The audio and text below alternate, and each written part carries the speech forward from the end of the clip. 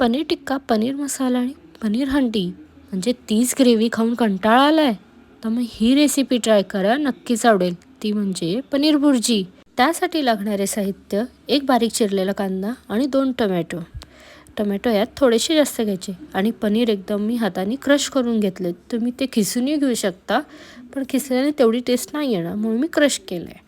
आणि एका कढईत 2 चमचे तेल घालून त्यात जिरे, मोहरी, कांदा घालून छान परतून घेतला आहे.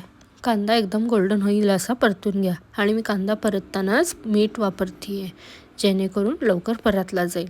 कांदा आपण गोल्डन होईपर्यंत परतून घेऊयात. आता आपला कांदा परतून झाला आहे, मग मी त्यात 2 टोमॅटो बारीक चिरलेले ॲड करते आहे.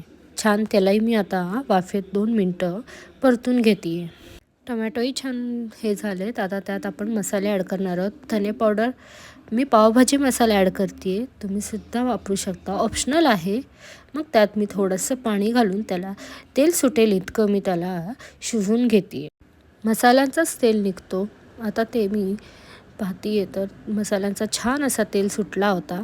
मग मी त्याला स्पूनच्या साहाय्याने मॅश करून घेते आहे.